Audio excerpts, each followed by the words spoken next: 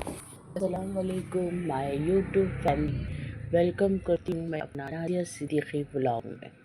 बहुत सारे दोस्तों को ये शिकायत ज़रूर होगी, मैं अपना चैनल तो बना ली, उसमें कुछ मतलब वीडियो ऑडियो जो भी है कॉपी डाल नहीं रही, कंटेंट डाल नहीं पा रही।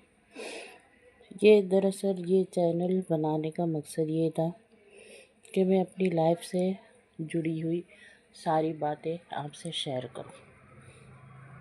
बस कुछ कंडीशन ऐसा है कि मैं वक्त नहीं निकाल पा रही हूँ। ऐसा थोड़ा मैं बेड रेस्ट पे हूँ और कुछ ज़्यादा काम नहीं कर सकती, मैं घर बैठे मतलब कुछ नहीं कर पाती हूँ। तो ऐसा नहीं मतलब ऐसा कह सकते कि लोग मतलब मुझसे मिलने आते हैं रिलेटिव, उनके सामने ये सब मुझे नहीं जमा वीडियो आवाज़ से रिकॉर्डिंग करके आपसे शेयर करूँ, अपनी दिल की बात आपसे शेयर करूँ। बहरहाल मुझे तो वक्त निकालना है, क्योंकि मैंने सोची मेरा फ्यूचर शायद कैसा होगा मैं नहीं जानती हूँ, आगे मेरे साथ क्या होगा, मैं किस परिस्थिति में रहूँगी। फिर भी मैं चाहती हूँ कि आप मुझसे जुड़े और मेरी जो भी दिल की बात है वो मैं आपसे शेयर करूँ। तो मकसद ये है कि मुझे एक्चुअली में समझ में नहीं आ रहा, बताने के लिए बहुत सारी बातें हैं, पर शुरुआत कहाँ से। आप कमेंट से मुझे ज़रूर बताइए कि मैं कहाँ से शुरुआत करूँ। तो आप जैसे जानते हैं मैं मेरे मम्मी पापा अब इस दुनिया में नहीं रहे।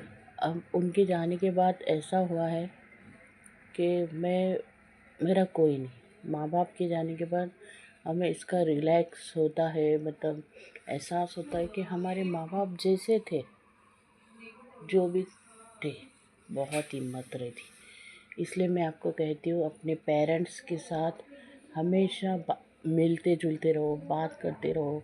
2 मिनट वक्त निकाल के आप उनसे उनके नज़दीक जाओ, उनकी खैर खबर पूछो, किस कंडीशन से है वो, कैसे गुजार रहे अपना वक्त।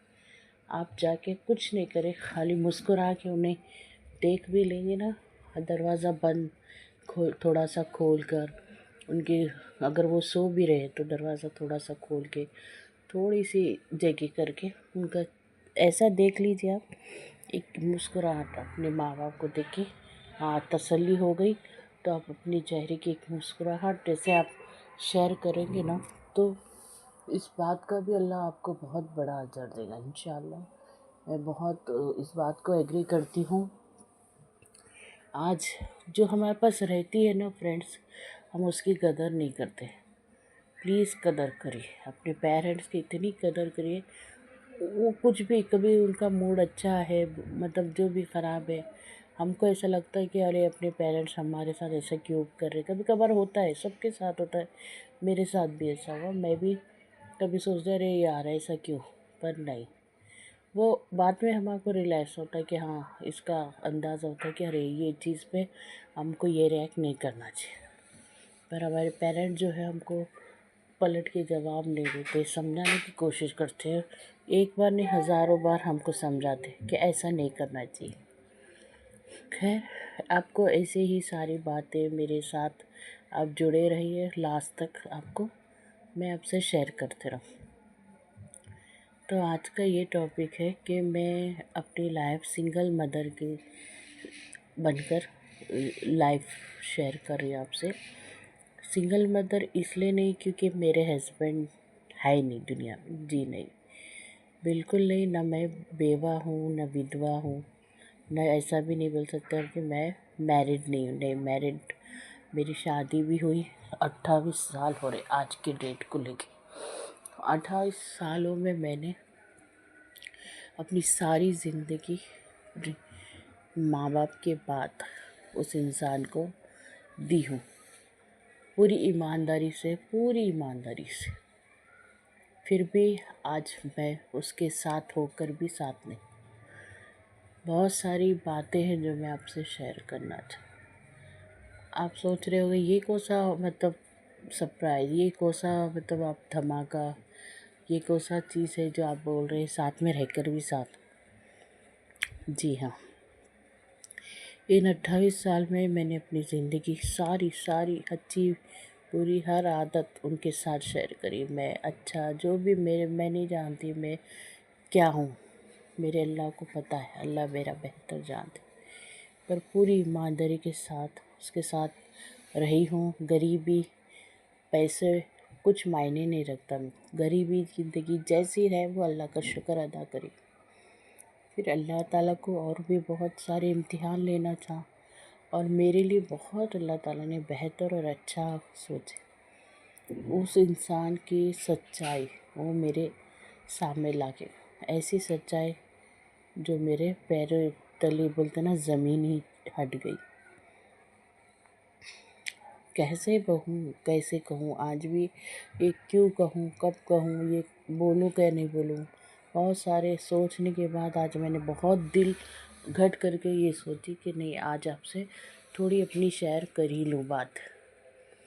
जी हाँ फ्रेंड्स, मेरे हस्बैंड किसी और के साथ रिलेशनशिप में है और इसको लगातार 28 साल की मेरी ज़िंदगी में 12 साल भी बोल सकते हैं आप, या पता नहीं उससे और भी कितने साल पहले से है, मैं नहीं जानती हूँ। उसकी वजह मैं समझ ही नहीं पाई, नहीं समझ पा रही कि वजह क्या थी। और जब उसको मैं एक्सपोज करी, मैंने बहुत समझाई, बहुत समझाई कि ऐसा कुछ है, आप मुझे बोलो। हर वक्त वो झूठ बेईमानी, मतलब इतना कुछ करा है उस इंसान ने, अब उसके साथ मैं रहना नहीं चाहती। मैं आप मुझे डिटेल में सारी वीडियो बना बोले तो मैं बड़ी वीडियो तो मेरी ये बड़ी वीडियो में ही जाएगी, आप ज़रूर सुनना। आप मुझे बताइए मुझे क्या करना चाहिए। मैंने उसके साथ हमेशा हर वक्त हर हाल में रही। मेरे 4 बच्चे, कभी ऐसा मालूम होने नहीं दी कि मैं किन तकलीफ़ों से गुज़री।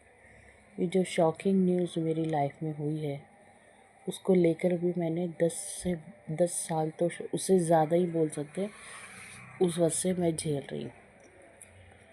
फिर भी मैंने उसको 2 साल पहले से पीछे लगी कि भाई ये रिश्ते को ख़त्म करो या फिर मेरा तुम्हारा रिश्ता ख़त्म। पर वो मुझे छोड़ने को तैयार है, बस उस औरत को छोड़ने को तैयार नहीं है। मैं नहीं जानती हूँ मुझे आगे क्या करना है। 28 साल तो हमारी शादी को लेके है, फिर उसमें से बहुत हुआ तो मैं 8 साल भी शायद उसके साथ जैसा रहना चाहिए, एक हस्बैंड को अपनी वाइफ को चाहना चाहिए, उसके हर छोटी मोटी चीज़ों का ख्याल रखना चाहिए, तो वो उसने नहीं रखा। इसमें भी कोई बात नहीं थी, पहले ये सोचती थी कि बेचारे के पास पैसे ही नहीं, पर बड़ी बात नहीं कहूँगी, मेरे बच्चों के जैसा मेरे बच्चे हुए ना, बहुत तरक्की हुई। अल्लाह का शुक्र अदा करती हूँ, मेरी बड़ी बेटी हुई तभी भी फिर मतलब एक एक करके 3-4 बच्चे हो गए माशाल्लाह से। तो उसके बाद मेरे तरक्की ही हुई है। आज वो ये बात हम बोलते हैं ना कि भाई हमारे आने से तुम्हारी तरक्की हुई, तुम अच्छे हैं, तो वो इग्नोर करता, बोलता ये है मजाक उड़ाता ऐसा कि इसके आने से दूसरों के, वो भी दोस्तों के सामने बैठ के अपनी बीवी की बुराई करता और बोलता है कि मेरे इसके आने से बोल रही है। ठीक है, इस बात को मैं एग्री करूँगी, मेरे आने का मुझे क्रेडिट नहीं चाहिए कि मेरे आने के बाद आपको सब कुछ मिला करा।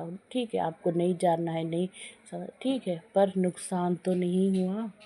तो एक घर एक झोपड़ा मेरे माँ बाप का, मतलब हमारे सास ससुरे का एक जो झोपड़ा रहता, उससे तरक्की होकर आज मेरे पास, मतलब मेरे पास भी नहीं, उसी इंसान के पास 4 घर है जिसका वो खुद मालिक है। अगर माँ बाप का घर छोड़ने के बावजूद भी उसको 4 घर का मालिक है।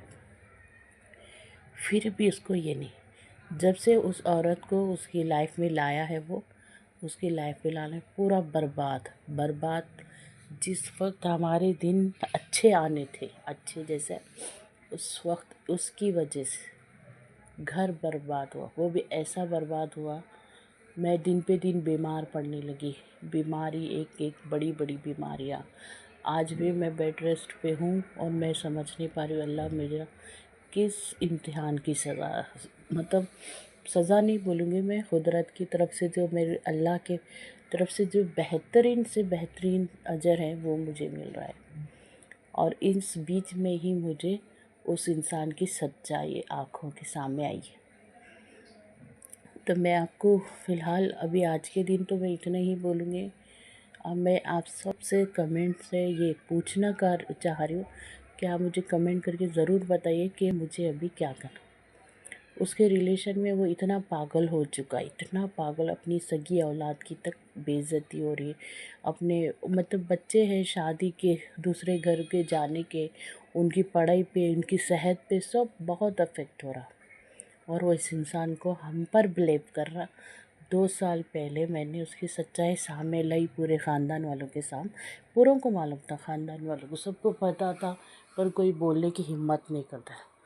जब मैंने सबको बुला के ये बात शेयर करी उनसे, बहुत सोच के, या तक कि जिस वक़्त मैं एक मीटिंग करी हूँ और उसके वक़्त उस वक्त मैं उन लोगों को शेयर करने वाली थी, उससे एक दिन एक रात पहले भी मैंने उसको बोली ऐसे ऐसा मैं सारी बातें बोलने वाली हूँ, लोगों के सामने बिठा के बात करने। तो वो बंदा जो इंसान है वो उस दिन से 4 दिन तक घर पे आया ही नहीं, जाके अपने वो घटिया दोस्त के घर पे बैठ गया था। और वो घटिया दोस्त उसको वहाँ पर और भी गलत गलत बातें सिखाता। ये भी मैं आपको अगली वीडियो में ज़रूर बताऊँगी, क्योंकि ये मेरी वीडियो बहुत बड़ी हो जाएगी। लेकिन पूरी डिटेल में मेरी वीडियो सुनना और आप जो भी अपने कमेंट में बताना कि मुझे आगे क्या करना। क्योंकि कोई भी स्टेप उठाने से पहले मैं चाहती हूँ कि मेरे फैमिली, यूट्यूब फैमिली मुझे भी कोई ऐसी बात बताए मुझे आगे क्या करना चाहिए। क्योंकि आज अभी जो है मेरी ही बात नहीं, मेरी अकेले की बात नहीं, मेरी लाइफ ख़त्म करने के लिए उसने कोई कसर ही नहीं छोड़ा। पर अब मैं चाहती हूँ कि आप लोग मुझे सपोर्ट करिए, आप लोग मुझे बताइए कि मुझे आगे क्या करना चाहिए। अगर आपको मेरी वीडियो ज़रा भी पसंद आई तो प्लीज़ आप मुझे ज़रूर सपोर्ट कीजिए, और फिर मैं अगली वीडियो ज़रूर बनाऊँगी। ऐसे ही मैं तबीयत तो ठीक है, इस लायक हूँ कि मैं आपसे बात कर सकूँ, फिर भी कुछ होता है ना कि एक सदमे में, मतलब एक ऐसे परिस्थिति क्या बोलते हैं वो हालात से गुज़र रही हूँ मैं, कि मैं बहुत सोच समझ के आपसे बात कर रही हूँ। प्लीज़ आप मुझे बताइए कि मुझे आगे क्या करना। ठीक है, इसी आज को ही वीडियो इसी जगह हम ख़त्म करते हैं। फिर से मैं आऊँगी नए व्लॉग के साथ। प्लीज़ इसके आगे जो भी है आप कमेंट्स में मुझसे कोई भी क्वेश्चन कर सकते हैं, मैं उसका जवाब दूँगी, और आप मुझे बताइए कि मुझे क्या करना है। तो चलती हूँ, फिर से मिलूँगी मैं इसी चैनल पर। दुआओं में याद रखिए और अपने पेरेंट्स की बहुत इज़्ज़त कीजिए, उसको बहुत चाहिए और बहुत प्यार कीजिए। ठीक है, अल्लाह हाफ़िज़।